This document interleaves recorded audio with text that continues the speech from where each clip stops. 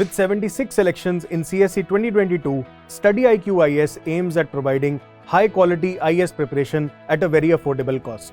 हमारे P2I यानी कि prelims to interview 2024 live batch के साथ आप CSE एग्जाम की तैयारी कर सकते हैं with features like live classes, 1-to-1 mentorship, daily answer writing, success in prelims and mains crash course, 18 books across all subjects, interview guidance program, and the most unique feature, mains residential program, where Study IQ students clearing prelims 2024 will be called to Study IQ campus at no additional cost.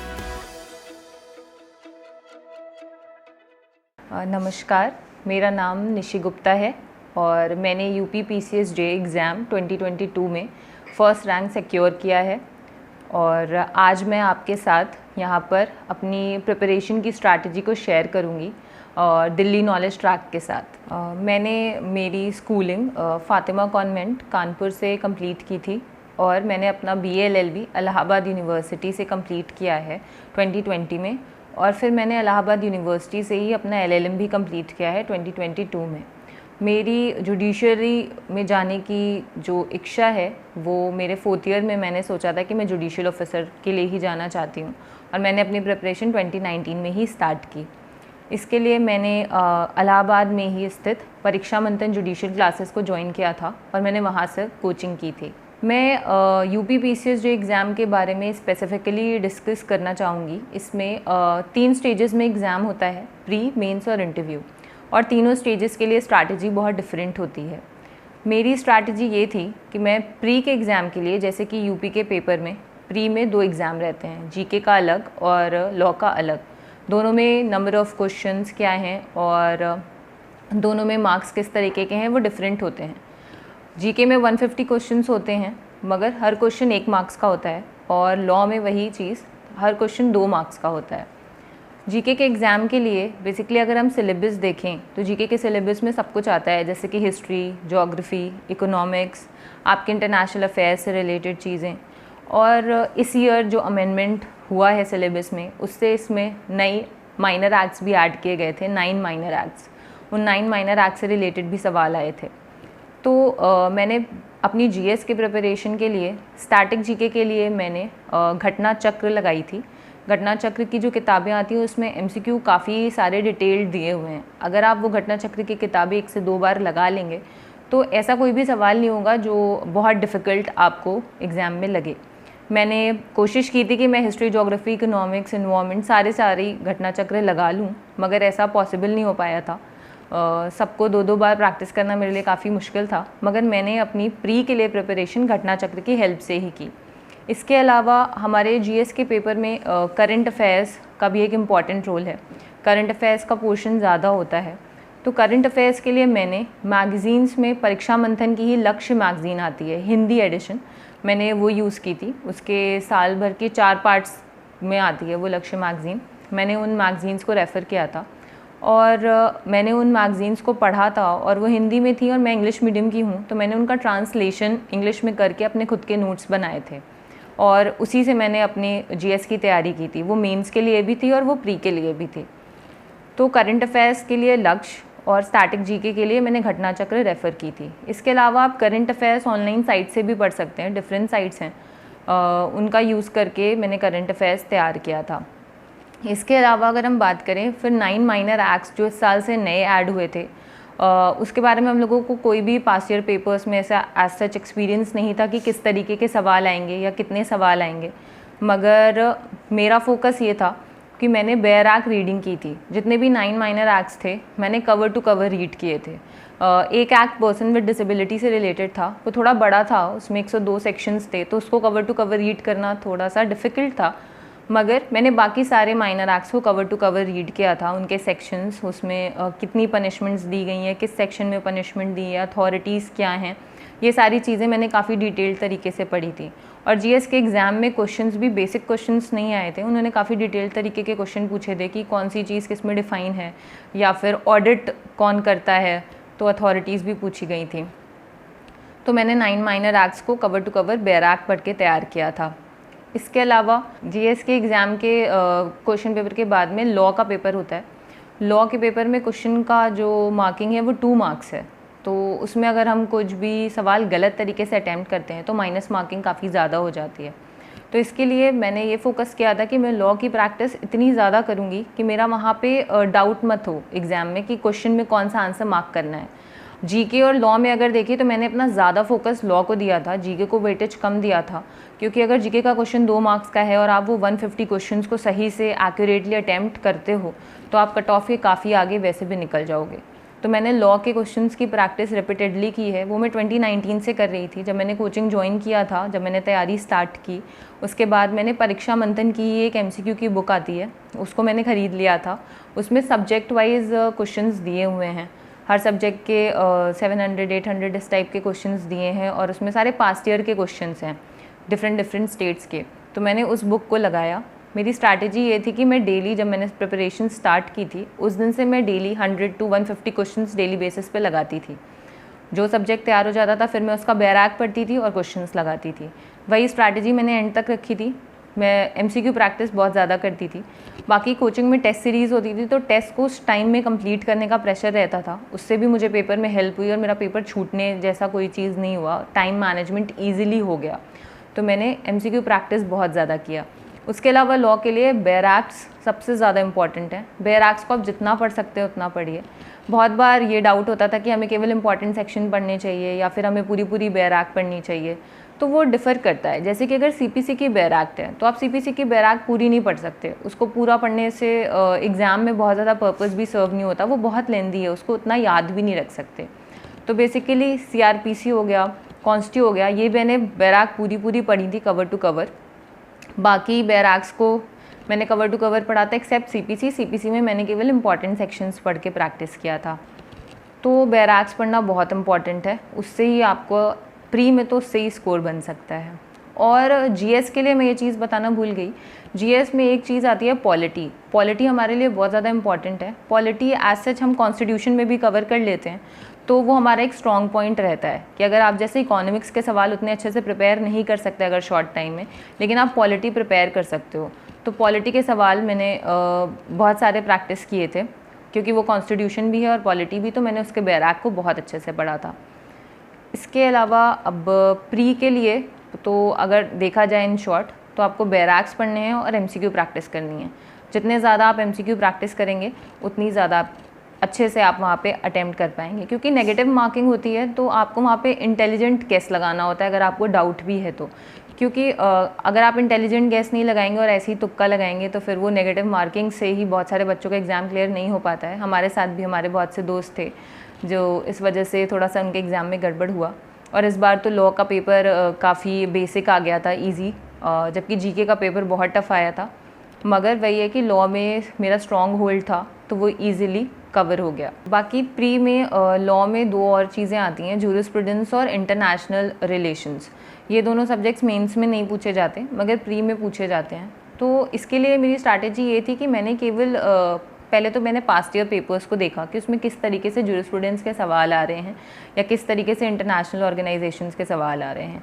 उसके बाद मैंने jurisprudence के लिए परीक्षा मंथन की ही ready reckoner को refer किया था। उसमें काफ़ी शॉर्ट तरीके से प्री के पैटर्न पे दिया हुआ है कि आप उतना पढ़ लेंगे तो उस टाइप के क्वेश्चंस आपके कवर हो सकते हैं। तो मैंने रेडी रेकनर को रेफ़र किया था और मैंने कॉन्सेप्ट्स को बहुत ज़्यादा डिटेल में समझने की कोशिश नहीं की थी, प्री पैटर्न से ही पढ़ा था कि मुझे चीज़ें याद रहें और मैं प्री के एग्ज़ाम में बेसिक सवाल जो है वो जूरिस्प्रूडेंस के सही करूँ। इंटरनेशनल ऑर्गेनाइजेशन के लिए मैंने UN चार्टर पूरा पढ़ा था और इंटरनेशनल कोर्ट ऑफ जस्टिस से रिलेटेड चीज़ें भी पढ़ी थी, क्योंकि उससे रिलेटेड सवाल भी आते हैं। तो वो जूरिस्प्रूडेंस को मेरे हिसाब से केवल प्री पैटर्न पे ही पढ़ना चाहिए। बहुत ही कॉन्सेप्ट्स में डीप घुस के पढ़ने से डिफ़िकल्ट होगा, क्योंकि वो आपको समझने में टाइम लगता है, आपका टाइम कंज्यूमिंग होता है और एग्ज़ाम में उसका वेटेज इतना ज़्यादा नहीं है।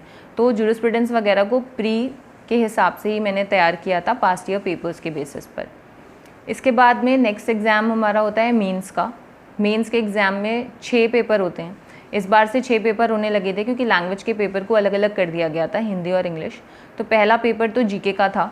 जीके के पेपर के लिए उसमें हिस्ट्री, ज्योग्राफी, इकोनॉमिक्स और इन्वायरमेंट से रिलेटेड सवाल सारे आए थे। जैसे पास्ट ईयर में पेपर्स आते थे कि स्कीम्स आपसे पूछ रहे हैं, कोई नया अमेंडमेंट आया है वो नया अमेंडमेंट एक्ट आपसे पूछ रहे हैं, पीएम की विज़िट कहीं हुई है वो पूछ रहे हैं। इस बार पेपर में ऐसी कोई भी चीज़ इंक्लूडेड नहीं थी। मैंने ऑल दो सारी स्कीम्स और ये सारी चीज़ें प्रिपेयर की थी, मगर एग्ज़ाम में कोई भी स्कीम या ऐसा कुछ नहीं आया था, बल्कि उन्होंने सेक्शन वाइज डिवाइड किया हुआ था कि हिस्ट्री के 5 सवाल हैं, ज्योग्राफी के 5 सवाल हैं, इकोनॉमिक्स के 5 सवाल हैं, इस तरीके से साइंस के 5 सवाल हैं। तो सब में 5-5 सवाल करके दिया हुआ था और वो स्टैटिक जीके से भी रिलेटेड थे और करंट से भी। जैसे कि साइंस के पोर्शन में गगनयान वगैरह पूछा गया था, तो मैंने लक्ष्य मैगज़ीन, जैसे कि मैंने बताया कि मैं उससे ही पढ़ती थी और उसको ही मैंने हिंदी में इंग्लिश में ट्रांसलेट करके पढ़ा था, तो उससे मुझे काफ़ी हेल्प मिली। मैंने लक्ष्य मैगज़ीन से जो कुछ पढ़ा था, करंट अफेयर्स के सवाल उसी से आए थे, तो मैंने वो अच्छे से अटैम्प्ट किए थे। इसके अलावा हिस्ट्री में भी ऐसा कोई डिवीज़न नहीं है कि मॉडर्न हिस्ट्री ही आती है या मिडीवल हिस्ट्री नहीं आती, एंशेंट हिस्ट्री नहीं आती। हमारे पेपर में एंशेंट हिस्ट्री से, मिडीवल हिस्ट्री से, मॉडर्न से सबसे सवाल आए थे। ज्योग्राफी में भी हर तरीके के सवाल आए थे, करंट से रिलेट करके भी आए थे। इकोनॉमिक्स में भी ऐसे ही सवाल थे। तो उसके लिए हम लोगों ने थोड़ा सा लूसेंट की किताब को रेफ़र किया था। लूसेंट बुक में एक्चुअली सारी चीज़ें काफ़ी शॉर्ट और क्रिस्प में दी हुई हैं। हमारे एग्ज़ाम में क्या रहता है कि आपको 75 वर्ड्स लिखने होते हैं, कोई भी क्वेश्चन में 75 या 50 वर्ड्स, तो उसका शॉर्ट में पढ़ने के लिए लूसेंट की किताब काफ़ी सफिशिएंट है। हमें यूपीएससी के जैसे डिटेल्ड पढ़ने की ज़रूरत नहीं है, क्योंकि हमारे यहाँ बेसिक सवाल आते हैं और आपको 75 वर्ड्स में उन वर्ड में लिख कर उसको ख़त्म करना होता है। तो लूसेंट की किताब उसके लिए बहुत ही हेल्पफुल है, क्योंकि लूसेंट में सारी चीज़ें क्रिस्प एंड शॉर्ट दी हुई हैं।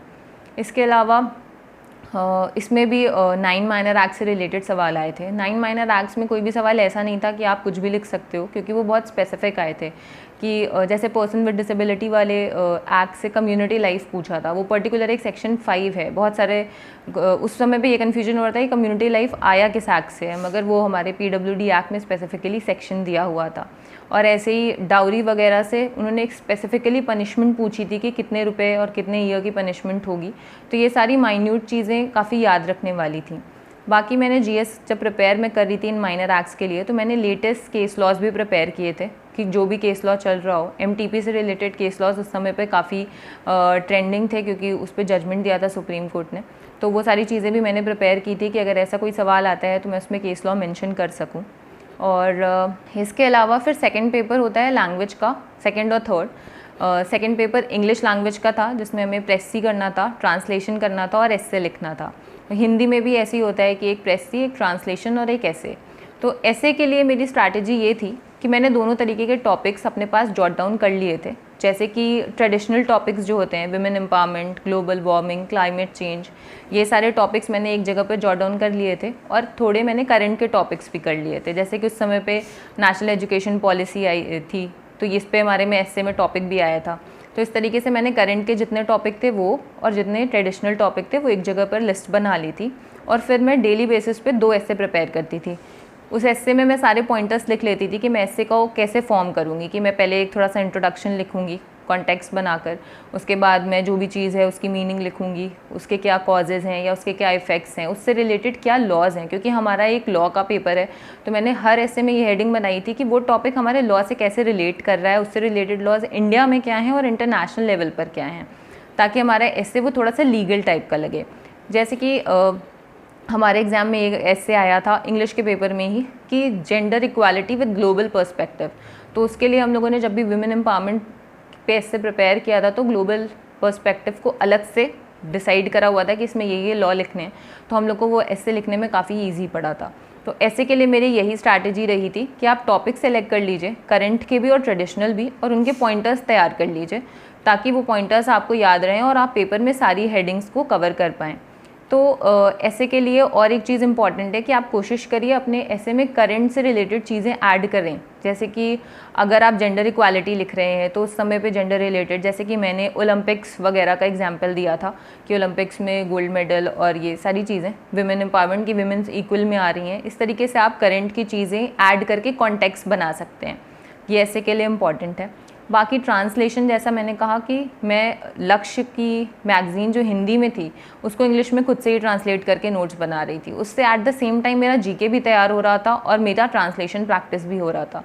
और मैंने पास्ट ईयर पेपर्स लगाए हैं, जितने भी यूपी के पास्ट ईयर पेपर्स हैं मैंने सारे ट्रांसलेशन उससे लगा के प्रैक्टिस किए थे।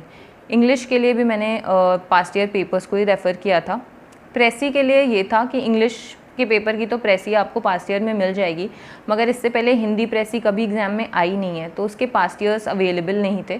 तो हिंदी के प्रेसी प्रैक्टिस के लिए मैं न्यूज़पेपर से कोई भी आर्टिकल उठाती थी और उसको शॉर्ट में करके लिखने की कोशिश करती थी ताकि मेरी प्रेसी की प्रैक्टिस हो जाए। फिर इसके बाद में 4th पेपर जो होता है वो सब्सटैंटिव लॉ का होता है। लॉ के सारे पेपर के लिए, जैसे सब्सटैंटिव लॉ में बहुत सारे सब्जेक्ट्स आते हैं, टोटल 11 सब्जेक्ट्स उसमें आते हैं।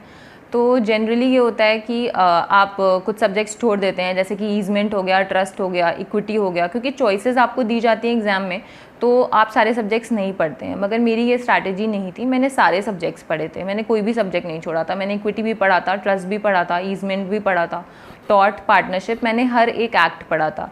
और इस बार एग्ज़ाम में ऐसा ही उन्होंने किया था, उन्होंने हर क्वेश्चन में मल्टीपल लॉ के सवाल दिए हुए थे कि अगर आपने कोई भी एक सब्जेक्ट छोड़ा होगा तो आपके लिए वो सवाल अटैम्प्ट करना मुश्किल हो जाएगा। हमारे एग्ज़ाम में कॉन्ट्रैक्ट का कोई सवाल ही नहीं आया था, तो आप किसी भी एक मेजर सब्जेक्ट पे रिलाई करके नहीं जा सकते, माइनर सब्जेक्ट को निगलेक्ट नहीं कर सकते, आपको सारे एक्ट्स पढ़ने पड़ेंगे। तो मैंने वो सारे एक्ट्स पढ़े थे। बाकी लॉ के लिए मेरी स्ट्रैटेजी हमेशा से यही रही थी कि जैसे मैंने कोचिंग परीक्षा मंथन से की थी, तो वहाँ से मुझे नोट्स मिलते थे, तो मैंने उन्हीं नोट्स को अपना सोर्स बनाया था। मैं इस पे यही एडवाइस करना चाहूँगी, आप अपना सोर्स लिमिटेड रखिए, क्योंकि आपको इतनी सारी चीज़ें याद रखनी होती हैं, वहाँ पे आपको जाके 11 लॉस के आंसर एक साथ देने होते हैं, उतनी चीज़ें आपके दिमाग में रिटेन रहें वो बहुत डिफ़िकल्ट होता है। इसलिए अपना सोर्स जितना लिमिटेड रखेंगे, आप उसका जितनी बार रिविजन कर पाएंगे वो उतनी ही रिटेन रहेगी और आप आंसर में उतने अच्छे से वहाँ पर लिख पाएंगे।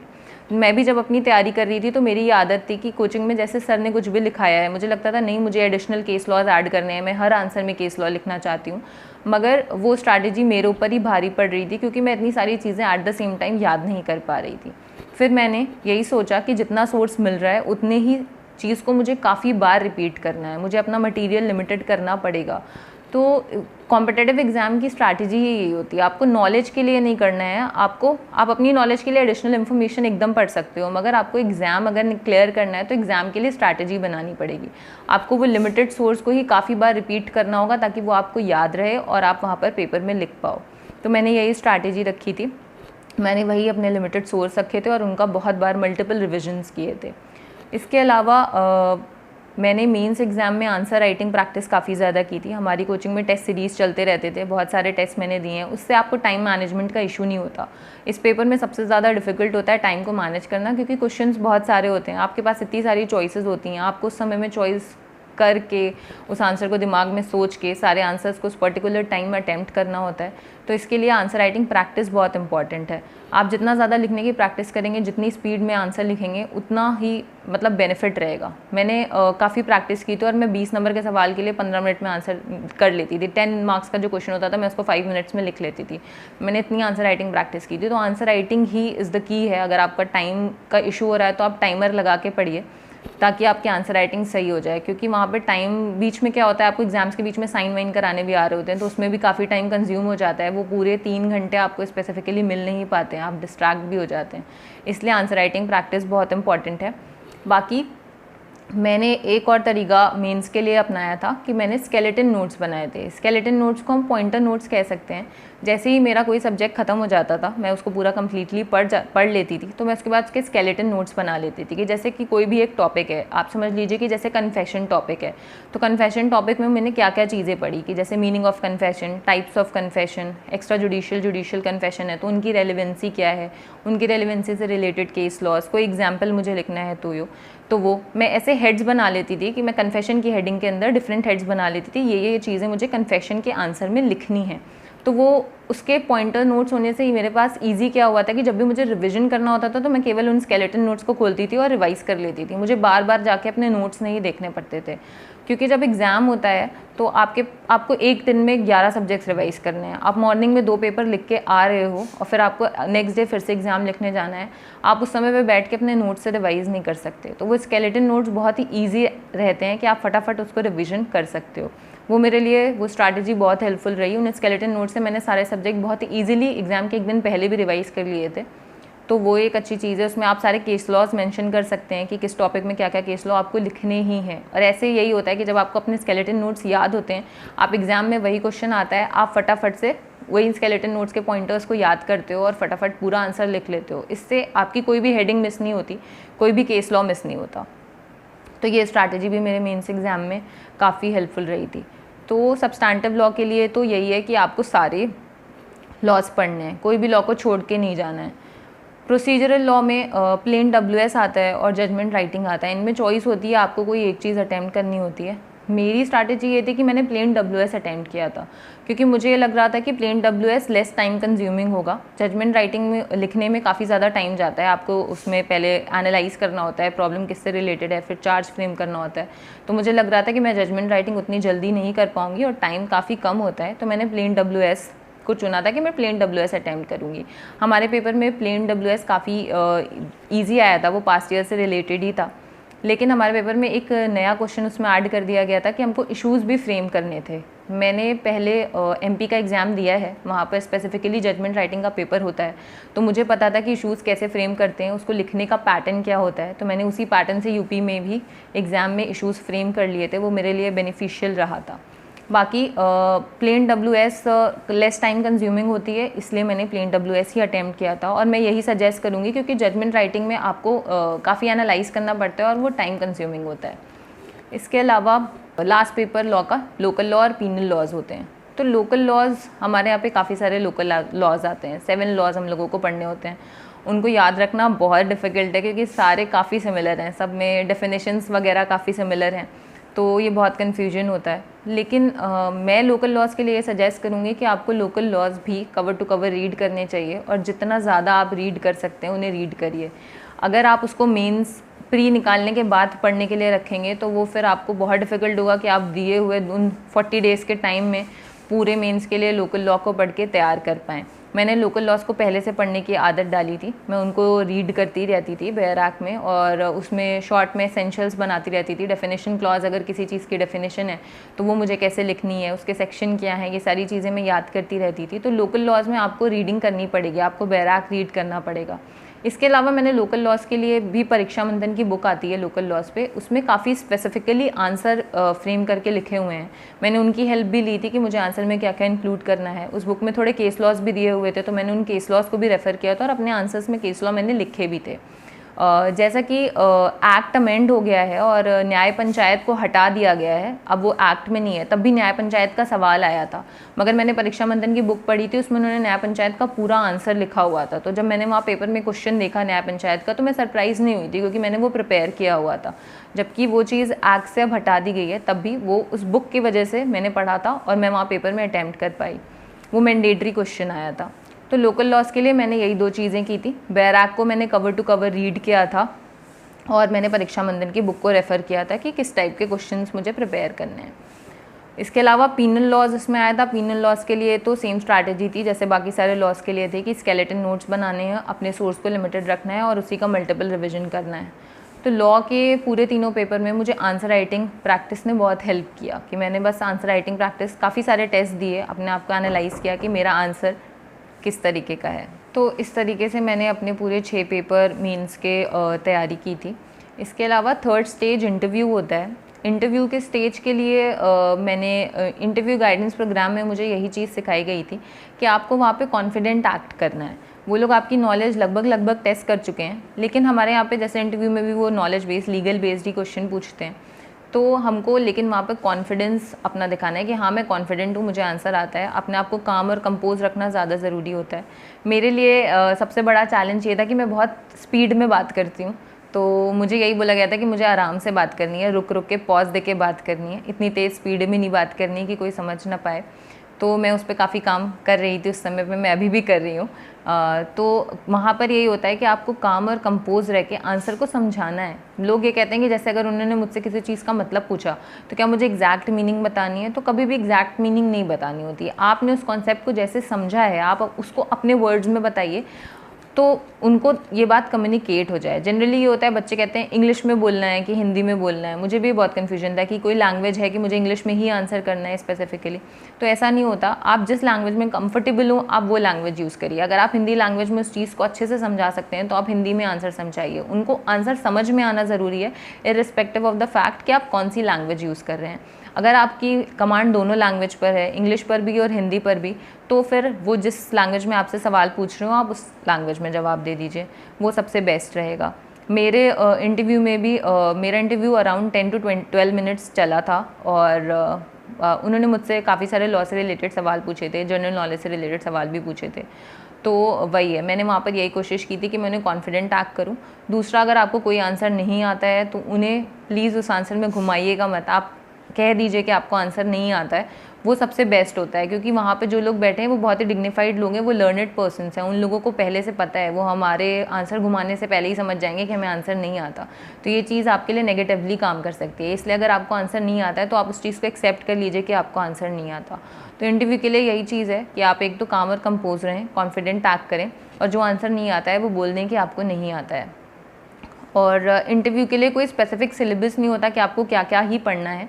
मैंने एलएलएम किया हुआ था, तो मैंने अपना डेजर्टेशन टॉपिक भी तैयार किया हुआ था। और अगर आपका एलएलएम में कोई स्पेशलाइजेशन है तो आप उसको भी प्रिपेयर करके जाएं, क्योंकि उससे रिलेटेड सवाल भी आपसे पूछे जा सकते हैं और आपके डेजर्टेशन से रिलेटेड सवाल भी पूछे जा सकते हैं। तो ओवरऑल अगर ये मेरी यही स्ट्रैटेजीज़ थी प्री मेंस और इंटरव्यू के लिए, जिसको मैंने फॉलो किया था, और वो सारी मेरे लिए हेल्पफुल रहीं और मैंने इस एग्ज़ाम को क्लियर कर पाया है। मैंने अभी अपनी स्ट्रैटेजी आपके साथ शेयर की। मैं बस ये चाहती हूँ कि ये स्ट्रैटेजी आपको यूज़फुल हो। आपकी स्ट्रैटेजी डिफरेंट हो सकती है। अगर आप मेरी स्ट्रैटेजी में आपको कुछ भी यूज़फुल लगा होगा तो वो मुझे बहुत अच्छा लगेगा, क्योंकि मैं ये इसे आपके साथ शेयर करना चाहती थी। और दिल्ली नॉलेज ट्रैक ने मेरी बहुत हेल्प की है मेरी स्ट्रैटेजी को दूसरों तक पहुँचाने में, तो I am very thankful to them. और एंड में मैं बस एक चीज़ कहना चाहती हूँ कि इस एग्ज़ाम के लिए एक चीज़ बहुत इंपॉर्टेंट है जो मैंने अपनी पूरी जर्नी में फ़ील की थी, कि आपको पॉजिटिव और मोटिवेटेड रहना है। क्योंकि वैकेंसीज़ जो हैं वो ऐसा नहीं है कि फ़िक्स टाइम पर आती हैं, आपको नहीं पता होता है कि नेक्स्ट एग्ज़ाम कब होने वाला है, आपको बस पढ़ना रहता है। तो उस टाइम पे सबसे ज़्यादा यही होता है कि आप पॉजिटिव फ़ील नहीं कर पाते, आप डीमोटिवेटेड हो जाते हैं। मगर वो चीज़ नहीं होनी चाहिए। आपको पॉजिटिव, जितना पॉजिटिव आप रह सकते हैं, आपको पॉजिटिव रहना होगा। और सेकेंडली, मेरे हिसाब से कभी भी ना कट ऑफ के लिए एम मत करिए। कट ऑफ के लिए अगर आप एम करते हैं तो क्या होता है कि उससे मार्क्स कम आते हैं और आप लिस्ट के बाहर हो सकते हैं। मैं हमेशा से ही ये एम करती थी कि मुझे हाईएस्ट मार्क्स लाने हैं, मैं कभी कट ऑफ के लिए एम नहीं करती थी। और वो चीज़ माइंड में लेके चलने से क्या होता है, आप उतना ज़्यादा पढ़ते हैं। अगर आप एम कर रहे हैं कि आपको हाईएस्ट लाना है तो आप उतना ज़्यादा पढ़ेंगे, आप कुछ नहीं छोड़ेंगे, आप सब कुछ प्रिपेयर करेंगे। लेकिन जब आप कट ऑफ के लिए सोच के चलते हैं तो आप बेयर मिनिमम पढ़ते हैं। तो मेरे हिसाब से आप कट ऑफ के लिए नहीं बल्कि हाईएस्ट रैंक लाने के लिए ही पढ़ें। तो मेरे लिए स्ट्रैटेजी काम करी है, आपके लिए भी करेगी।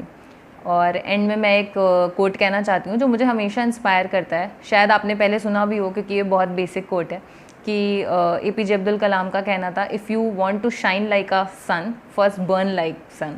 तो वही है कि आप मेहनत करते रहिए और आपकी मेहनत का फल आपको ज़रूर मिलेगा। Thank you for watching DKT।